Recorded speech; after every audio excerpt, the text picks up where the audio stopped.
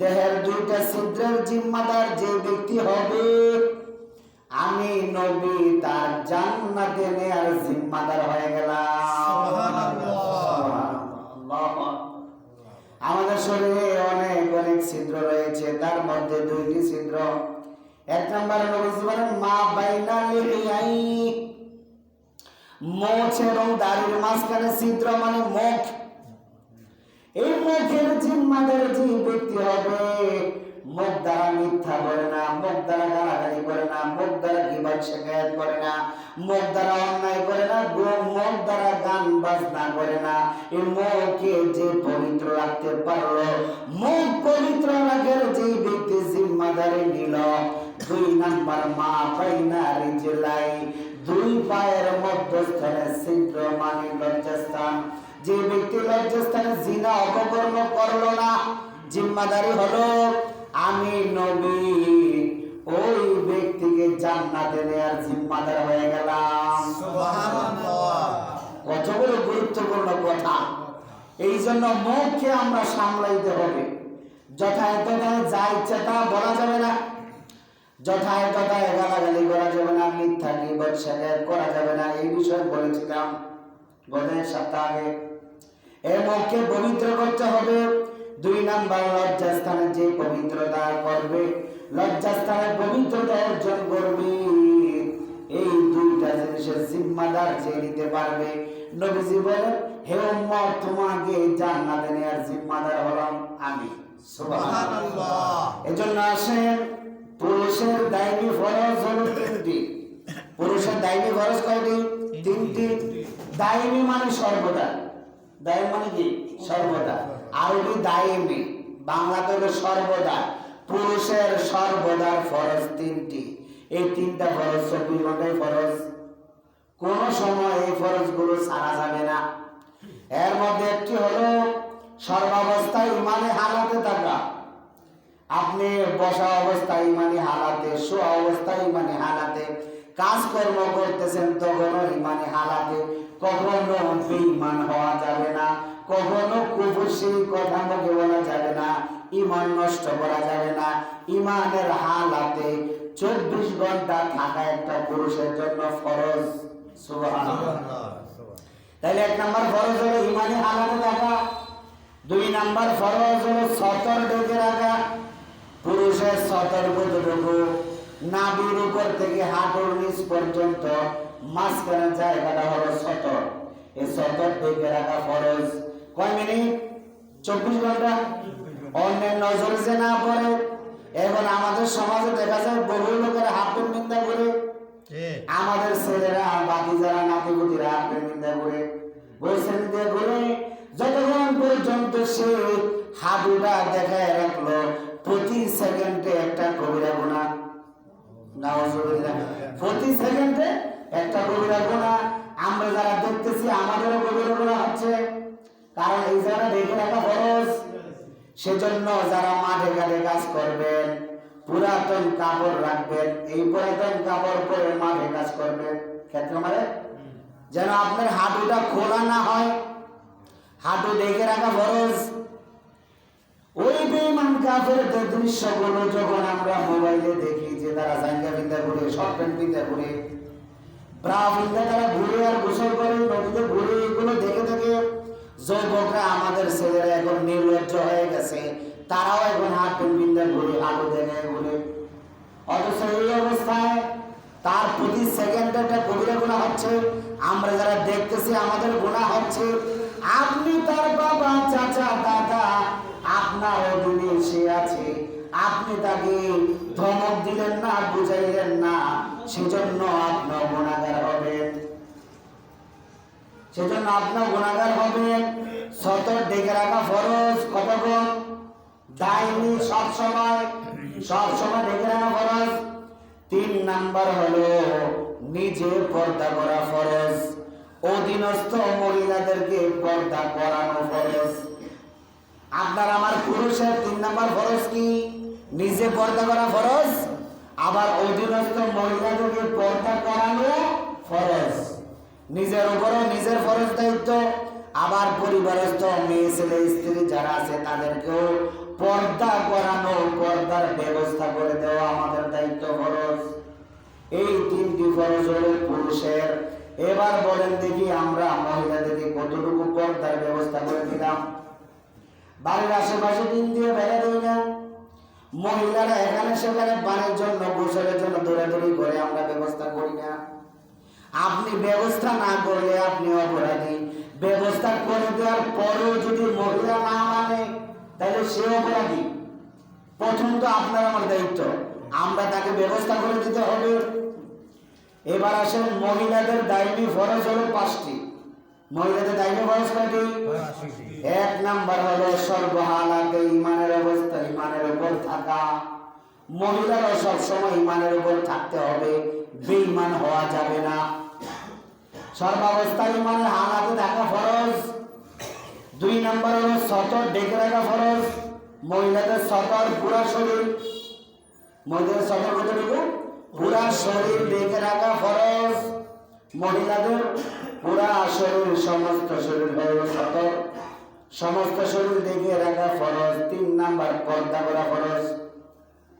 মহিলা যখন ঘরে থাকবে, কাজকর্ম করবে, চেহারা খোলা থাকবে, হাতের কবজি পর্যন্ত খোলা থাকবে, পায়ের টাকলু পর্যন্ত খোলা থাকবে। এতটুকু খোলা রেখেছে, ঘরে কাজকর্ম করবে, এতটুকু ঢাকা তার উপর ফরজ। ঘরে কাজকর্ম করলো, চলাফেরা করলো। কিন্তু আমাদের মহিলাদের কাপড় চোপড়ের বিচার নাই। পেট দেখা যায়, পিঠ দেখা যায়, বুক গলা দেখা যায়, মাথা দেখা যায়। পর্দা কি বুঝেই না এরা। আমরা যারা পুরুষ আমরা ব্যবস্থা করে দিই না। এই জন্য পর্দা করা ফরজ। 3 নাম্বার পর্দা করা, সমস্ত শরীর কাপড় দিয়ে ঢাকা হইলো শরীরের পর্দা। আবার এই কাপড়টাকে পর্দা করতে হবে বোরকা দিয়ে। তাহলে শরীরের পর্দা হলো কাপড়, পোশাক, পোশাকের পর্দা হলো বোরকা। বোরকাটা হইতে হবে সাদা সিধে, মানে সাধারণ। কিন্তু এখন বোরকা এখন ডিজাইনের, এইটারও 8টা বোরকাতে পর্দা করা দরকার, ঠিক নেই? বোরকা যদি শাড়ির মতো হয়ে যায় তাহলে কিসের বোরকা হলো ওটা? বোরকা হবে সাধারণ, স্বাভাবিক, যেন আমার কাপড়টা হেফাজত থাকে, পরপুরুষের নজরে না আসে। সেজন্য বোরকা পরতে হবে সাধারণ, স্বাভাবিক। কিন্তু এটাকে ডিজাইন করা যাবে না, এভাবে বিভিন্ন ফ্যাশন করা যাবে না। যদি ফ্যাশন করেন তাহলে এটাকে আবার 8টা দিয়ে রাখতে হবে। শরীরের পর্দা হলো পোশাক, পোশাকের পর্দা হলো বোরকা। পর্দা করা ফরজ 3 নাম্বার। 4 নাম্বার ছোট আওয়াজে কথা বলা। মহিলারা কোন আওয়াজে? এত বড় আওয়াজে কথা বলে 3 বাড়ি দূর থেকে শোনা যায়, আছে নেই? আছে। ছোট আওয়াজে কথা বলা ফরজ। মহিলারা কণ্ঠস্বর নিচু করে ছোট আওয়াজে কথা বলবে। কিন্তু এখন মহিলারা যদি বাড়ির মহিলা জোরে কথা বলে, আর 22 মেম্বার, 22 চেয়ারম্যান, আরো এমপি মন্ত্রী যারা, এরা তো আপনারা জানেন আরো বেশি, এরা তো পার্লামেন্টে বসে বসে গান গায়। এরকমটা তো মানুষ শুনে না, কি বলেন? কণ্ঠের পর্দা করতে হবে মহিলাদের। কণ্ঠ নিচু সুরে কথা বলা, আস্তে কথা বলা, এটাও মহিলাদের উপর ফরজ। জোরে বল সুবহানাল্লাহ, সুবহানাল্লাহ। 5 নম্বরে মহিলাদের দায়ী ফরজ হলো স্বামীর সম্পদের হেফাজত করা। স্বামীর সম্পদের হেফাজত করা।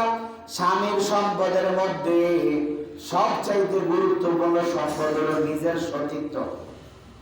স্বামীর যে বাড়িঘর সম্পদ আছে হেফাজত করা, দেখে শোনা করে রাখা, আর নিজের সতীত্বের হেফাজত করা, পরক্রিয়া না করা, এটা মহিলার উপর ফরজ।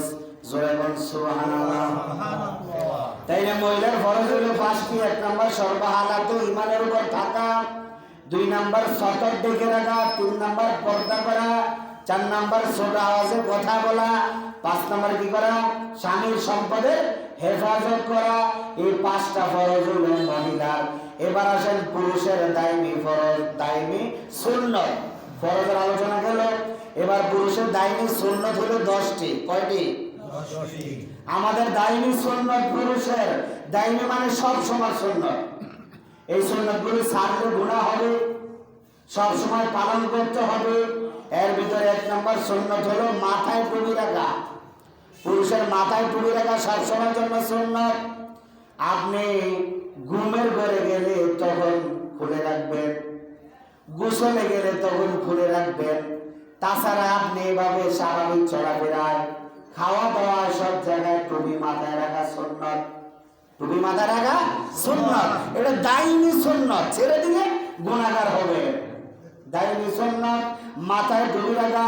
2 নাম্বার সুন্নতি চুল সুন্নতি রাখা। চুল বাঁধি রাখতে পারেন, সমানভাবে চারদিক সমান করে কেটে রাখতে পারেন, অথবা চুলগুলো মন দিয়ে রাখতে পারেন, সেচে রাখতে পারেন। এগুলো চুল রাখার সুন্নাত। কিন্তু পিছনে একবারে চামড়ার সাথে লাগায় আর সামনে দিয়ে দেড় লম্বা আছে না, এইগুলো হাদিসে নবীজি বলছেন এইভাবে যারা চুল রাখে তাদের উপর লানত। জোরে বল নাউজুবিল্লাহ। এইভাবে চুল রাখা হারাম। এইভাবে চুল রাখলে কাফেরদের সাদৃশ্য হয়। এইভাবে চুল রাখলে সুন্নতের উল্টা হয়, সামনে বড় পিছনে একবারে ছোট। এইভাবে চুল রাখা, আগের দিনে যারা অপরাধী ছিল তাদের চুল এইভাবে কেটে দিল, এটা একটা অপমান। এজন্য মুসলমান যারা তারা নবীজির সুন্নত তরিকায় চুল রাখবে। বেঈমানদের তরিকায় চুল রাখা হারাম, সুন্নত তরিকায় চুল রাখবে। 3 নাম্বার মোচ ছোট করে রাখা। মোচ কি করা? ছোট করে রাখা। আমরা মোচ অনেকে কাটতে কাটতে চামড়ার সাথে লাগাই, আবার অনেকে সেচে ফেলি, এটা নিষেধ, মাকরুহ। মোচ রাখবেন ছোট করে। মোচ পুরুষের বৈশিষ্ট্য। আপনি যে পুরুষ, এটা বৈশিষ্ট্য কি? মোচ। আবার কিছু লোক দেখবেন দাড়ি সাইচ্চা মোচ রাখে, এটাও হারাম। কারণ দাড়ি রাখা তো কি সুন্নত, এক মুঠ রাখা, মূলত রাখা ওয়াজিব। দাড়ি মূলত রাখা ওয়াজিব, এক মুঠ রাখা সুন্নত, বড় রাখা মুস্তাহাব। দাড়ি মূলত রাখার বিধান কি? ওয়াজিব। এক মুঠ পরিমাণ রাখা কি? সুন্নত। এর চেয়ে বেশি রাখা মুস্তাহাব। আর মোচ হইল পুরুষের বৈশিষ্ট্য, মোচ ফেলে দেওয়া এটা মাকরুহ। এজন্য ছোট করে রাখবেন। সাহাবায়ে কেরাম মোচের উপরে মেসওয়াক দিয়ে জাতা দিয়ে এরপরে মাথাগুলো কাটে সমান করে দিতেন। এভাবে ওনারা ছোট করে মোচ রাখতেন। মোচ রাখবেন ছোট করে, দাড়ি রাখবেন লম্বা করে। নবীজি বলছেন মোচ ছোট করো, দাড়ি লম্বা করো। জোরে বলুন সুবহানাল্লাহ। তাহলে মোচ ছোট করে রাখা এটা পুরুষের দায়িত্ব সুন্নাত। 4 নাম্বার মেসওয়াক করা। কি করা? মেসওয়াকের 70টার উপরে ফায়দা।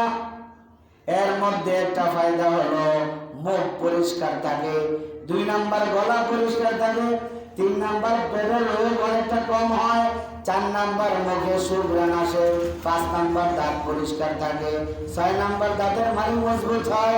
এমনিভাবে ফায়দা হইতে হইতে নবীজি বলেন নিয়মিত মেসওয়াক করলে ঈমান তার মৃত্যুর সময় নসিব হয়। সুবহানাল্লাহ। মৃত্যুর সময় ঈমান নসিব হয়। এই জন্য মেসওয়াকের অভ্যাস করবো, মেসওয়াকের চেষ্টা করবো, মেসওয়াক ব্যবহার করবো। মেসওয়াক ছিলেননি গাছের ডালাতে কি করা? দাঁত মাজা। নবীজি এত মেসওয়াক করেছেন, ইন্তিকালের সময় আম্মা জান আয়েশাকে চোখের ইশারায় বললেন মেসওয়াক। এক সাহাবী নবীজিকে দেখে মেসওয়াক করতেছে, নবীজি তখন চোখের ইশারায় আম্মা জান আয়েশাকে বুঝাইলেন মেসওয়াক দাও। উনি মেসওয়াকটা আইনা দেখলেন শক্ত। আম্মা জান আয়েশা একটু নিজে চাপাইয়া নবীজিকে দিলেন, নবীজি মেসওয়াক করলেন। আম্মা জান আয়েশা বলেন আমার এই কাজটা বড় আনন্দিত। নবীজির ইন্তিকালের সময় আমার মুখের লালা নবীজির মুখের লালা একসাথে হয়েছে। সুবহানাল্লাহ। নবীজি এত মেসওয়াক করতেন, সাহাবায়ে কেরাম বলেন যে হুজুর দাঁতগুলো মনে হয় আপনার খুলে পড়ে যাবে, এত বেশি মেসওয়াক করেন কেন? নবীজি বলেন জিবরাইল যতবার আসেন বারবার বলেন আপনি মেসওয়াক করেন। এই জন্য মেসওয়াক করবেন, দাঁত পরিষ্কার রাখবেন, মুখ পরিষ্কার রাখবেন। এটা মুসলমানের, আমাদের পুরুষদের দায়িত্ব সুন্নাত। 4 নাম্বার জোরে বলুন সুবহানাল্লাহ। 5 নাম্বার দাড়ি লম্বা রাখা। দাড়ি কি করা? লম্বা রাখা। 6 নাম্বার সুন্নাত হলো সুন্নতি পোশাক পরা। সুন্নতি পোশাক পরা, পাঞ্জাবি পরা, এটা হলো সুন্নতি পোশাক। কোরআনে আল্লাহ বলেছেন তাকওয়ার পোশাক, হাদিসে নবীজি বলেছেন সুন্নতি পোশাক। এই সুন্নতি পোশাক পরলে, লুঙ্গি প্যান্ট পরে যে আমরা ফরজ ডাকলাম, এর উপরে পাঞ্জাবি পরা থাকলে ফরজটা মজবুত হয়। ওঠা বসা রুকু সাজদায় আপনি বিস্তৃত সুরত ধারণ করবে না, এই জন্য পাঞ্জাবি উপরে থাকলে ফরজটা মজবুত হয়। এই জন্য পাঞ্জাবি পরা সুন্নত। জোরে বলেন সুবহানাল্লাহ। এই সুন্নতি পোশাক পরা সুন্নত। এরপরে 7 নাম্বার হলো সপ্তাহে নখ কাটা। সপ্তাহে কি করা? নখ কাটা। নখ কাটা, নখ কেটে ছোট রাখা। এরপরে 8 নাম্বার সুন্নত হলো গুপ্ত স্থানের লোম পরিষ্কার করা। 8 নাম্বার সুন্নত। 9 নাম্বার হলো টয়লেটে টিস্যু ব্যবহার করা, টিস্যু ব্যবহার করা। 10 নাম্বার সুন্নত হলো পেশাবের পর টিস্যু ব্যবহার করা। আমরা অনেকে পেশাব করে পানি লয় না, অনেকে টিস্যু লয় না, অনেকে লাড়া দিয়ে পড়ে। এগুলো গরুর মতো চলে আর গরুর সাথে পেশাব করে পানি করে লওয়া লাগে না, হেরও লওয়া লাগে না। এই জন্য টিস্যু ব্যবহার করা, পানি ব্যবহার করা, এটাও সুন্নত। জোরে বলেন সুবহানাল্লাহ। মহিলাদের দায়নি সুন্নত 7টি। মহিলাদের কয়টি? 7টি। 1 নাম্বার চুল আশ্রিয়ে রাখা। মা বোনেরা, মহিলারা কি করবে? চুল আশ্রিয়ে রাখবে, এটা সুন্নত। 2 নাম্বার সুন্নত মেসওয়াক করা, তারাও কি করবে? মেসওয়াক করবে, মুখ দাঁত পরিষ্কার রাখবে। 3 নাম্বার সুন্নতি পোশাক পরা। মহিলাদের সুন্নতি পোশাক লম্বা হাতা দিয়ে কবজি পর্যন্ত, লম্বা হাতা দিয়ে গোল গলা দিয়ে মহিলারা পোশাক পরবে হাতের নিচ পর্যন্ত, টাকনোর কাছাকাছি। মহিলারা পোশাক লম্বা পরবে হাতের নিচে, টাকনোর কাছাকাছি। হাতা হবে লম্বা, কবজির কাছাকাছি, গলা হবে গোল। কিন্তু মহিলারা এখন যে জামা পরে, গলা তো বুকের অর্ধেক দেখা যায়, দেখা যায় না? এইগুলো তো হারাম হচ্ছে, চলাফেরায় সব দেখা যাচ্ছে। এই জন্য মহিলারা সুন্নতি পোশাক পরা, এটাও মহিলাদের দায়িত্ব সুন্নত। জোরে বলেন সুবহানাল্লাহ। 4 নাম্বার সপ্তাহে নখ কাটা। মহিলারাও সপ্তাহে নখ কাটবে, এটা সুন্নত। অনেক মহিলা আছে নখ লম্বা লম্বা রাখে, বড় বড় রাখে, আবার রাখে বাম হাতে। শৌচ করতে গেলে পায়খানা ভুললে নখের গোড়ায় যায়, সত্য কথা। তো এটা নিয়ে যদি আবার ফাঁক করে দেয় কেমন হবে? খুব মজা হবে। এই জন্য মহিলারা নখ ছোট করে রাখবে, শাসন করবেন, মুখ ছোট, নখ ছোট করো। মহিলারা নখ ছোট করবে। এরপরে 5 নাম্বারে গুপ্ত স্থানের লোম পরিষ্কার করা। 6 নাম্বার টয়লেটের টিস্যু ব্যবহার করা। মহিলাদের সুন্নত টয়লেটের টিস্যু ব্যবহার করা, প্রতিদিন লোকের টয়লেটের টিস্যুর ব্যবস্থা করবেন। 7 নাম্বার হলো তাদের মাসিকের সময় তারা পট্টি ব্যবহার করা। এই 7টি সুন্নত মহিলাদের। সুন্নত গুলো, ফরজ গুলো যদি আমরা মেনে চলতে পারি, তখন আমরা মুসলমানের কাতারে পড়ব। তা না হলে আমরা তো মুসলমানের কাতারে পড়ছি না, বেঈমানের মতো চলাফেরা করা যাবে না। আর বেঈমানরা পশুর মতো চলাফেরা করে, এদের মতো চলাফেরা করা যাবে না। এবার আসেন মহিলাদের মাহরাম পুরুষ 10 জন, 14 জন। কয়জন? 14 জন। মহিলাদের মাহরাম পুরুষ কয়জন? 14 জন। 14 জন পুরুষের সাথে দেখা করতে পারবে। 14 জন পুরুষের সাথে বিবাহ হারাম, দেখা করা জায়েজ। কয়জন? 14 জন। এর মধ্যে বাপ পর্যায়ে 5 জন। বাবার পর্যায়ে কয়জন? 5 জন। নিজের পিতা, দুধ পিতা, চাচা, মামা, শ্বশুর। কয়জন হলো? 5 জন। নিজ পিতা, জন্মদাতা পিতার সাথে দেখা করা জায়েজ। কতটুকু? চেহারা, হাতের কবজি, পায়ের টাকনো পর্যন্ত। আর সমস্ত শরীর দেখে রাখা ফরজ। এইটুকু খোলা রেখে বাবার সাথে দেখা করা জায়েজ। নিজের পিতা, যে মহিলা দুধ পান করলো ওই মহিলার স্বামী দুধ পিতা, দুধ পিতার সাথে দেখা করা জায়েজ। কতটুকু? চেহারা, হাতের কবজি, পুরা শরীর দেখে রাখা ফরজ। এরপরে চাচা, বাপের যে আপন ভাই চাচা, তার সাথে বিবাহ হারাম, দেখা করা জায়েজ। মামা, মার আপন ভাই মামা, তার সাথে দেখা করা জায়েজ। স্বাস্থ্য যারা ফুটো যত আছে এগুলোর সাথে কিন্তু হারাম। আপন মামা, আপন চাচা, আবার শ্বশুর, স্বামীর যে পিতা শ্বশুর, তার সাথে দেখা করা জায়েজ। কতটুকু? চেহারা, হাতের কবজি। আর আমাদের মহিলারা যে অবস্থায় ঘোরামেলা চলে, এইভাবে দেখা করা হারাম। এমনও মহিলা আছে বাচ্চাকে দুধ পান করায়, এই দৃশ্যটাও স্বামী দেখতেছে, ভাই দেখতেছে, বাবা দেখতেছে, শ্বশুর দেখতেছে, সবার সাথে হালাল যার সাথে তার সাথে হারাম যেতেও দেখতেছে। পর্দা করা ফরজ, এগুলো নিজেরা খেয়াল রাখবেন যে সময় আমাদের ঘরে, আমার ঘরেটা আমি ব্যবস্থা করব। কে উল্টা করছে, কার দৃশ্যটা খারাপ দেখা যাচ্ছে তাকে শাসাইতে হবে। এটা আপনি পুরুষ, আপনার দায়িত্ব, পর্দা মেনটেন করতে হবে। তাইলে বাবার পর্যায়ে 5 জনের সাথে দেখা করা যায়, নিজ পিতা, দুধ পিতা, চাচা, মামা, শ্বশুর, কয়জন হলো? 5 জন। এবার আসেন ভাই পর্যায়ে 5 জন, নিজ ভাই, নিজের আপন ভাই, তার সাথে দেখা করা জায়েজ, বিবাহ হারাম। নিজ ভাই, দুধ ভাই, ওই যে দুধ শরীক ভাই, দুধ শরীক ভাইয়ের সাথে দেখা করা জায়েজ, বিবাহ হারাম। দুধ শরীক ভাই, এরপরে সে নিজ ভাই, দুধ ভাই, দাদা, দাদা বাপের আপন আব্বা যে দাদা, ওনার সাথে দেখা করা জায়েজ। নানা, মার বাপ যে নানা, ওনার সাথে দেখা করা জায়েজ। আর হলো নাতি, নাতি, এরা ভাই পর্যায়ে, এই 5 জনের সাথে দেখা করা জায়েজ, বিবাহ হারাম। ছেলে পর্যায়ে 4 জন, নিজের ছেলে, ভাইয়ের ছেলে, বোনের ছেলে, মেয়ের জামাই, কয়জন হলো? 4 জন। নিজের ছেলে, ভাইয়ের ছেলে, বোনের ছেলে, মেয়ের জামাই, এই 4 জনের সাথে দেখা করা জায়েজ, হ্যাঁ, তাদের সাথে বিবাহ হারাম। মোট 14 জন হইল। কয়জন? আমাদের পুরুষের জন্য 14 জন মহিলার সাথে দেখা করা জায়েজ, বিবাহ হারাম। মার পর্যায়ে 5 জন, নিজ মা, দুধ মা, খালা, ফুফু, শাশুড়ি, ওই যে বাপের আপন বোন ফুফু, মার আপন বোন খালা, এদের সাথে দেখা করা জায়েজ। আবার মার পর্যায়ে 5 জন গেল, বোনের পর্যায়ে 5 জন, নিজ বোন, দুধ বোন, দাদি, নানি, নাতনি, এদের সাথে বিবাহ হারাম দেখা দেওয়া জায়েজ।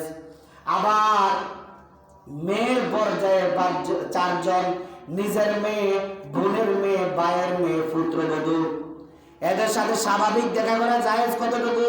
চেহারা দেখতে পারবে, হাতের কবজি পর্যন্ত দেখতে পারবে, তাদের সামনেও সমস্ত শরীর দেখে রাখা ফরজ। এবার বলেন দেখি, এই কথাগুলো আমাদের সমাজে কতটুকু আমল হচ্ছে? বরং সম্পূর্ণ উল্টা। আমরা করেছি আলিফ খালি, বায়ের নিচে 1 নক্তা, এখন থেকে ফেটকালি, ফিটকালি, কপালে 1 নক্তা, ঠিক নেই? এই জন্য পর্দা করা ফরজ। এই অবস্থাগুলো ফিরাইতে হবে। সবার ঘর, সবার ঠিক করা নিজের দায়িত্ব। পর্দা মেনটেন করতে হবে, পর্দার ব্যবস্থা করতে হবে। এবার আসেন 4টি আমল যেই মহিলা করবে, নবীজি বলেন ওই মহিলার জন্য জান্নাতের 8টি দরওয়াজা খুলে দিবে। ওই মহিলা যে কোনো দরজা দিয়ে জান্নাতে প্রবেশ করতে পারবে। জোরে বলেন সুবহানাল্লাহ। 4টা কাজ করবে, জান্নাত নিশ্চিত তার জন্য। সে অনায়াসে জান্নাতের দরজা 8টা খুলে দিবে, যে কোনো দরজা দিয়ে সে জান্নাতে চলে যাবে। সুবহানাল্লাহ। এর মধ্যে একটা হলো নামাজ। নবীজি বলেন যে ব্যক্তি, যেই মহিলা 5 ওয়াক্ত নামাজ পড়ে, মহিলা কিন্তু নামাজে অলস বেশি, বাচ্চা প্রসব করে দিয়েছে, এই করছে, ওই করছে, বাহানা দিয়ে নামাজ পড়ে না। 5 ওয়াক্ত নামাজ যেই মহিলারা করবে, 2 নাম্বার রমজানের রোজা রাখবে। 2 নাম্বার কি করবে? রমজানের রোজা রাখবে। এই 2টি কাজ। 3 নাম্বার ওয়া আতাআত বালাহা, স্বামীর সেবা করবে। এটা আছে না সমাজে? স্বামীর করে দামই দেয় না, ভাতটাই দেয় না, স্বামী যে স্বামী মনে করে না। স্বামীর খেদমত না করলে মহিলা জাহান্নামী। স্বামীর খেদমত করতে হবে। 3 নাম্বার। 4 নাম্বার পর্দা করা। যে মহিলা 5 ওয়াক্ত নামাজ দৈনিক পড়ে, 2 নাম্বারে রমজানের রোজা রাখে, 3 নাম্বারে স্বামীর বাধ্য হয়ে চলে, স্বামীর অনুগত করে, স্বামীর খেদমত করে, স্বামীর সন্তুষ্টি আল্লাহর সন্তুষ্টি, স্বামীর অসন্তুষ্টি আল্লাহর অসন্তুষ্টি। স্বামী, একজন স্বামী তার স্ত্রীর কাছে এত মর্যাদার অধিকারী, নবীজি বলেন আল্লাহ ছাড়া যদি কাউকে সেজদা করা জায়েজ হইতো, আমি মহিলাকে বলতাম স্বামীকে সেজদা করো। আল্লাহ ছাড়া কাউকে সেজদা করা জায়েজ নাই, এই জন্য স্বামীকে সেজদা করার আদেশ দেয় নাই। তবে স্বামী সেজদা পাওয়ার মতো উপযোগী, এত বড় দামি, জোরে বল সুবহানাল্লাহ, কিন্তু সেজদা করা হারাম। সেজদা পাওয়ার মতো উপযোগী দামি, এত বড় দামি স্বামী, কিন্তু স্বামীর সন্তুষ্টি আল্লাহর সন্তুষ্টি, স্বামীর অসন্তুষ্টি আল্লাহর অসন্তুষ্টি। মহিলার স্বামীকে মানুষই মনে করে না, স্বামীকে স্বামী মনে করে না, স্বামীকে জাতা ভাষা ব্যবহার করে, জাতা আচরণ ব্যবহার করে, জাতা গালিগালাজ করে, স্বামীকে তুচ্ছ তাচ্ছিল্য করে। আপনি যত বড় পর্দানশীল হন, যত বড় আমলকারী হন, স্বামীর বেয়াদবির কারণে আপনি জাহান্নামী। জোরে বল ঠিক কিনা? ঠিক। এই জন্য স্বামীর খেদমত করা, 4 নাম্বার পর্দা করা। যে মহিলা এই 4টি কাজ করতে পারবে, 5 ওয়াক্ত নামাজ, রমজানের রোজা, স্বামীর খেদমত আর 4 নম্বরে পর্দা, এই পর্দা করে যে মহিলা চলবে, 4টি গুণের কারণে নবীজি বলেন তার জন্য জান্নাতের 8টি দরওয়াজা খুলে দিবে, যে কোনো দরজা দিয়ে সে জান্নাতে চলে যাবে। সুবহানাল্লাহ। এবার আসেন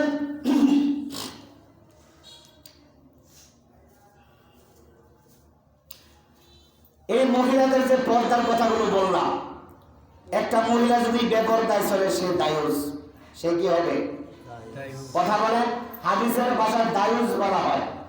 একটা মহিলা যদি বেপরদায় চলে সে দায়ুস হবে। অনেক মহিলা আছে ঘরে বাড়িতে পর্দা করে না, অনেক মহিলা আছে প্রতিদিন 1-2 বার দেখবেন পুরোটা মহল্লার টহল দেয়, আসেনি? সকালে একবার ঘুরে না দিলে তার পেটের ভাত হজম হয় না, আবার বিকালবেলা ঘুরে না দিলে হজম হয় না। পুরা বাড়ি দেখবেন একটা মহিলা আছে পুরা বাড়ি ঘুরান দিবে, ঘুরান দিয়ে কার করে কি দেখলো, এই ঘরটা ওই করে, ওই ঘরটা ওই করে, এইভাবে লাগিয়ে সমাজে ঝগড়াও লাগায়, আর এইভাবে বেপরদায় চলে, সমাজটাকে সে নষ্ট করে। তাকে হাদিসের ভাষায় দায়ুস বলা হয়। নবীজি বলেন আদ-দায়ুসু লা ইয়াদখুলুল জান্নাহ, দায়ুস যে জান্নাতে প্রবেশ করবে না। একটা মহিলা দায়ুস হলে, একটা মহিলা বেপরদা হলে, একটা মহিলা দায়ুস হলে, তার দায়ুস হওয়ার পিছনে আসামি পুরুষ 4 জন। কয়জন? 4 জন। কারণ একটা মহিলা সে নিজে নিজের অধীনে না, বরং সে নিজে হলো পুরুষের অধীন। একটা মহিলা যখন মেয়ে থাকে তখন সে বাবার অধীনে, বাবা তাকে পর্দা করাতে হবে। বাবার অধীনে থেকে যে মেয়েটা বেপরদা হলো, দায়ুস হলো, কিয়ামতের ময়দানে এই মহিলা জাহান্নামী হলে সে বলবে আল্লাহ আমার আব্বা আমাকে পর্দা করায় নাই, সুতরাং আব্বার কারণে আমি দায়ুস হয়েছি, বেপরদা হয়েছি, জাহান্নামী হয়েছি। আজ আমার আব্বাকে সহ আমার সাথে জাহান্নামে দেন। জোরে বলেন নাউজুবিল্লাহ। আপনি আমি টুপি মাথা দিয়ে পাঞ্জাবি গায়ে দিয়ে মসজিদে এসে নামাজ পড়ি, ভালো মানুষ। বাড়িতে গিয়ে দেখেন আমাদের মেয়ে ছেলে স্ত্রীরা পর্দা করে না, উল্টা পাল্টা চলে। তাদের কারণে আমাদের নামাজ বাতিল, তাহাজ্জুদ বাতিল, ওয়াজ মাহফিল বাতিল। তাদের কারণে আপনি জাহান্নামে যাবেন। সেজন্য তাদেরকে পর্দা করানোর দায়িত্ব কার? পুরুষের। একটা মহিলা যখন মেয়ে আছে বাবার অধীনে, বাবা পর্দা না করলে সে জাহান্নামী, বাবাকে নিয়ে জাহান্নামে যাবে। 2 নাম্বার, ভাইয়ের অধীনস্থ থাকলে বাবা নাই, দায়িত্ব আছে ভাই, বড় ভাই। ভাই তাকে দায়িত্ব নিয়ে, ভাই যদি তাকে পর্দা না করায়, কিয়ামতের ময়দানে বেপরদা নারীটা ভাইকে নিয়ে জাহান্নামে যাবে। জোরে বলেন নাউজুবিল্লাহ। 3 নাম্বার, বিবাহের পরে এই মেয়েটা বধূ হয়ে যায়, তখন তার দায়িত্ব কি? স্বামী দায়িত্বশীল। স্বামী যদি তাকে পর্দা না করায়, পর্দার ব্যবস্থা না করে দেয়, তাহলে কিয়ামতের ময়দানে মহিলাটা দায়ুস হয়ে জাহান্নামে গেলে স্বামীকে নিয়ে যাবে। 4 নম্বরে, স্বামী মারা গেলে ওই সন্তান ছেলে হয় তার দায়িত্বশীল। ছেলে মাকে ভরণ পোষণ দেয়, দেখাশোনা করে রাখে, ছেলে দায়িত্বশীল। এবার যদি মহিলাটা বেপরদার কারণে দায়ুস হয়ে জাহান্নামী হয়, মহিলাটা ওই কিয়ামতের ময়দানে ছেলেকে আসামি বানিয়ে জাহান্নামে যাবে। জোরে বলেন নাউজুবিল্লাহ। তাহলে একটা মহিলা জাহান্নামী হলে, দায়ুস হলে, বেপরদা হলে তার সাথে কয়জন পুরুষ আসামি? 4 জন। কথা বুঝেন সবাই? কয়জন? 1 নাম্বার বাবা, 2 নাম্বার ভাই, 3 নাম্বার স্বামী, 4 নাম্বার ছেলে। এই 4 জন পুরুষের দায়িত্বে মহিলারা থাকে। এবার মহিলাদেরকে যদি আপনি পর্দা না করেন, তাদেরকে যদি পর্দার ভিতরে না রাখি, ও ভাই স্বর্ণ রূপা বড় দামি জিনিস কেউ খুলে টেবিলে রেখে দেয় না। খুলে টেবিলে রাখে দেয়? রাখে না। স্বর্ণ রূপা বড় দামি জিনিস খুলে সুকেসে সাজায় রাখে না, টেবিলে ছুঁয়ে রাখে না, খাটের উপর ছুঁয়ে রাখে না, বড় রেখে বড় প্যাকেট করে অনেক নির্জনের গোপস্থানে লুকিয়ে রাখে, যেন চোরের হাতে না পড়ে, চোর যেন চুরি করতে না পারে। তদ্রুপ ভাবে মহিলাদের ইজ্জত সম্মান, মহিলাদের বডিটা স্বর্ণ রূপার চাইতে 1000 গুণ দামি। এদেরকেও প্যাকেট করে পর্দা করে আড়ালে রাখতে হবে। যদি আড়ালে না রাখি, পর্দা না করাই, তাহলে আপনি আমি পুরুষ দায়িত্বশীল হয়ে দায়ুস মহিলার কারণে জাহান্নামে হব। জোরে গান নাউজুবিল্লাহ। এবার আসেন, মুসা আলাইহিস সালামের এলাকা ছিল মিশর। মিশর তো আপনারা জানেন নদী এলাকা। আপনার এলাকাতে আর নদী নাই? না, নদী নাই। মিশর এলাকা নদী। ওই এলাকার কোথায় বলি, আপনাদের একটা বাদ মহিলার না জাম করে বলতেছে, এটা বলতেছি মুসা নবীর এলাকা। ওখানে এক ঘাটে পুরুষ মহিলা একসাথে গোসল করত। কোন এলাকায়? মিশরে। তার জমানায়, মুসা নবীর জমানায় যারা করত তারা মুসলমান না বেঈমান? বেঈমান। বেঈমান কাফেররা এক ঘাটে গোসল করত। এক ঘাটে গোসল করে সুবিধা, একজন একজন দেখা যায়, একজনকে দেখে দেখে মাছতে পারে, আবার সময় একে অপরকে ডইলেও দিতে পারে। আছে না? আমারও মাঝে মাঝে অনেকে কয়, হুজুর আমি ট্রেনে গোসল করেন কা? নদীর যান, নদীর ফায়দা আমার ওয়াজ করে। কয় গেলে পানি পরিষ্কার, স্রোত আছে, সচ্ছল পানি, ওখানে গোসল করবেন, ভালো লাগবে। এই সেই ওর ভাই, তোমার তো আমি কম বুঝি। আমার বয়সটা 40 চলে, 40-এ কিন্তু আকল পূর্ণ হয়। আমি কোনো ব্যাখ্যা করেছি, হে আমারে বুঝায়। এইটা বুঝলা, এরপরে যে আরো আছে এটা বুঝলা না? মুসা নবীর উম্মতেরা এক ঘাটে গোসল করে। মুসা নবী তাদের সাথে করে না। উনি আরেক জায়গায় গিয়ে, যেখানে গাছপালা আছে, যুক্তি আছে, ওই জায়গায় তিনি নীরবে গোসল করে। মানে মুসা নবী পর্দা করে, আর বেঈমানেরা পুরুষ মহিলারা এক ঘাটে গোসল করে, কোনো পর্দা নাই। জোরে কোন নাউজুবিল্লাহ। মুসা নবী যখন তাদের সাথে আসে না, তারা অনেক বুঝাইলো, রিকোয়েস্ট করলো মুসা নবীকে যে আপনি পুরুষ মানে আমার সাথে করেন, একলা করেন কেন? উনি বলেন যে না, আমি একলাই করব। এবার সবাই ভাবতেছে যে মনে হয় মুসা নবীর হামিয়া রোগ, মানে অন্ডকোষ বড়, এই রোগ মনে হয়। এই জন্য উনি লজ্জায় নির্জনে গোসল করে, আমাদের সামনে করে না। দেখেন মুসা নবী ফরজ আদায় করতে গিয়ে একলা গোসল করলেন, আর বেঈমানেরা তুহমত দিয়ে দিল। তো আল্লাহ রাব্বুল আলামিন মুসা নবীর এই তুহমত থেকে পবিত্র করার জন্য একটা সিস্টেম করলেন। উনি যখন একবার পাথরের উপর কাপড় রেখে গোসল করতে নামলেন, এবার গোসল করে ওঠার পর ওনার যে পাথরের কাপড় ছিল, কাপড় পাল্টাবেন, কাপড় ধরতে গেছেন, এবার পাথর আল্লাহর কুদরতে কাপড় দিয়ে দিছে দৌড়। মুসা নবী পিছনে দৌড়তেছে, আর কাপড় নিয়ে পাথরে দৌড়তেছে। অনেকক্ষণ দৌড়ানোর পর বেঈমান নেতারা যারা সমালোচনা করত, এরা সবাই এক জায়গায় বসা, ওই জায়গার কাছাকাছি পাথরটা কাপড় নিয়ে যাচ্ছে। মুসা নবীও পিছনে দৌড়ে যাচ্ছে। বলেন দেখি, গোসল করে যদি উপরে ওঠে, ভিজা কাপড়টা গায়ের সাথে লেগে থাকে না ফাঁকা থাকে? লেগে থাকে, লেগে থাকে। আপনার স্ত্রী মা বোনেরা যদি গোসল করে নদী থেকে বাড়িতে ভিজা কাপড় নিয়ে যায়, দৃশ্যটা কেমন দেখায়? এটাকে আমি একলা দেখি না, সমাজে সবাই দেখে? সবাই দেখে। তাহলে হারাম কি সবার হচ্ছে না? কবে বুঝবেন মুসলমান? আপনাদের আত্মায় তো লাগে না, বিবেকে বাজে না। কবে বাজবে? আপনি পানি নিয়ে দেন, মোটর লাইন করে দেন বাড়িতে, নদীর পানি উঠবে, গোসল করবে, বাড়ি থেকে বের হবে কেন? আর মহিলারাও এমন যে তারা চলতে আরো ভালো লাগে, খুশি লাগে, আমাদের সাথে আসে দেখায়।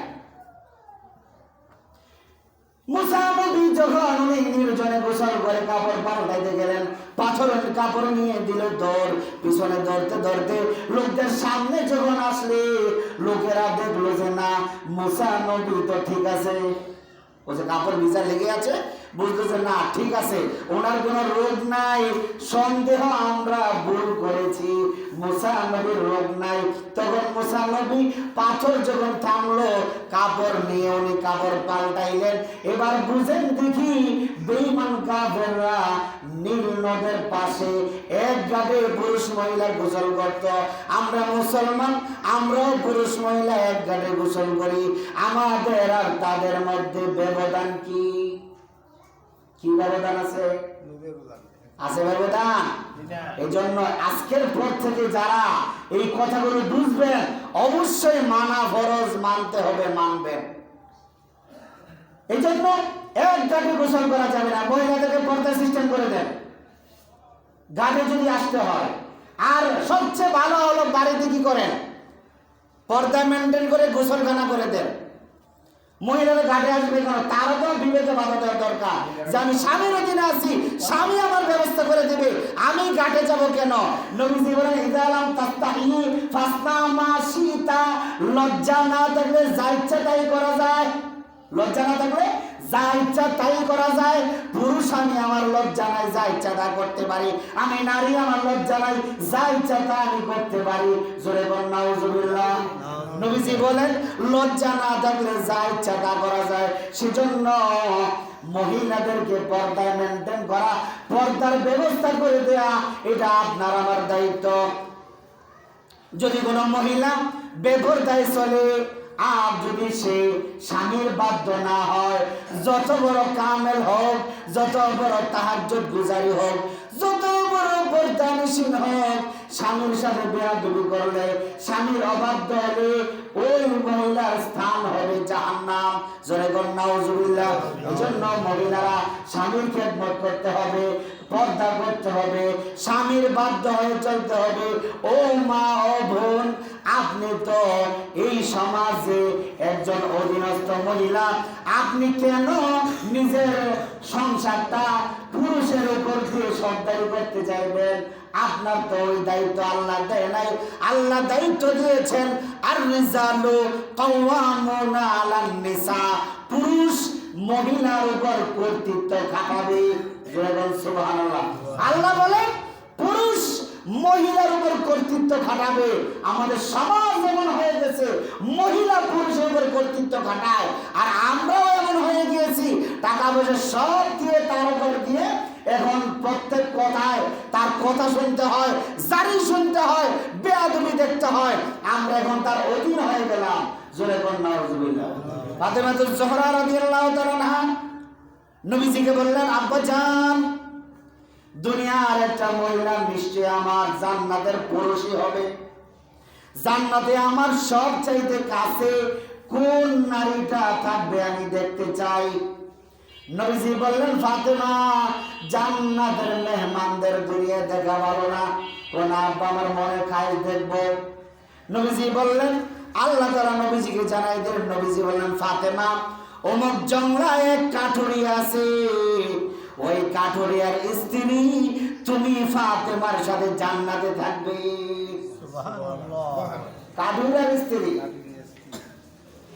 ফাতেমাতুজ জোহরা বলেন, কাঠুরিয়ার স্ত্রী নবীর মেয়ের সাথে জান্নাতে থাকবে। কারণ কি? তার আমল কি দেখতে হবে। এবার ফাতেমাতুজ জোহরা একদিন দেখার জন্য গেলেন, সাথে হাসান হোসেন। প্রথম উনি একলা গিয়েছিলেন, একলা যাওয়ার পর উনি কোরআন আনলেন। ঘর থেকে মহিলা জবাব দিলেন, কে আপনি? উনি বললেন, আমি নবীর মেয়ে ফাতেমা আসি তোমার সাথে দেখা করার জন্য। কাঠুরিয়ার স্ত্রী বললেন, আপনি নবীর মেয়ে ফাতেমা, অবশ্যই আপনি দামি, তবে আমার স্বামীর আদেশের চাইতে বড় দামি না। আমার কাছে আমার স্বামীর আদেশ বড় দামি। জোরে বল সুবহানাল্লাহ। আমি পর্দা করি, আমি স্বামীর কথায় চলি, সুতরাং আপনি নবীর মেয়ে ফাতেমা, আপনি মহা দামি, কিন্তু আমার কাছে আমার স্বামী বড় দামি। আমার স্বামীর পারমিশন ছাড়া আপনার সাথে আমি কথা বলতে পারি না। আর আমরা স্বামীর জিগাই না, হে নিজে দাম চাল লাড়াছাড়ি করে, টাকা পয়সা লাড়াছাড়ি করে আপনি আমি গোলাম হয়ে চলি। কাঠুরের স্ত্রী জবাব শুনে বলল, ঠিক আছে, আপনি আগামীকাল আপনার স্বামী থেকে অনুমতি নিয়ে রাখবেন, আমি আসবো। ফাতেমাতুজ জোহরা পরের দিন গেলেন, গিয়ে এবার কড়া নাড়লেন। মহিলা তার স্বামী থেকে অনুমতি নিয়ে রাখলো। এবার কড়া নাড়ার পর বললেন যে, কে আপনি? কয়, আমি ফাতেমা। সাথে কে? কয়, আমার সাথে হাসান আছে। কয়, আপনি আসার অনুমতি আছে, হাসানের অনুমতি নাই। জোরে বলেন সুবহানাল্লাহ। স্বামীর কাছে রাত্রে বলছিল যে নবীর মেয়ে ফাতেমা আসছিল দেখা করার জন্য, আপনার অনুমতি নাই, সেজন্য দেখা করি নাই। তখন স্বামী বলছে, ঠিক আছে, ফাতেমা আসলে দেখা করিও। তো অনুমতি ফাতেমার আছে, হাসানের তো কি নাই? অনুমতি নাই। আপনি একলা আসতে পারেন, হাসান আসার অনুমতি নাই, অথচ হাসান ছোট বাচ্চা। জোরে বলেন সুবহানাল্লাহ। স্বামীরে কেমন মানছে, পর্দা কেমন কঠিন ভাবে করেছে, স্বামীর অনুগত কত কঠিন করেছে, সেই জন্যই তো নবীর মেয়ের সাথে জান্নাতি। জোরে বলেন সুবহানাল্লাহ। এবার বললেন, ঠিক আছে, আমি আমার ছেলেকে ছাড়া তোমার ঘরে যাব না। আমার ছেলে বাইরে হলে দুষ্টামি করবে, কান্নাকাটি করবে, সে ইচ্ছা করে ভিতরে চলে যাবে, অনুমতি ছাড়া আমি যাব না, কালকে আসবো, আমার ছেলেরও অনুমতি রাখিও। পরের দিন গেলেন, ফাতেমাতুজ জোহরা গিয়ে এবার কড়া নাড়লেন। আজকে হাসানের সাথে হুসাইনও আসছে, দুনো ভাই। কড়া নাড়ার পর, কে আপনি? আমি ফাতেমা। ঘরে আসেন, আপনার সাথে কে? আমার সাথে হাসান আছে, হুসাইনও আছে। হাসানের আপনার অনুমতি, হুসাইনের নাই, দুইজন আসতে পারেন? উনি বললেন যে না, আজকেও আমি হোসাইনের অনুমতি না থাকার কারণে আসবো না।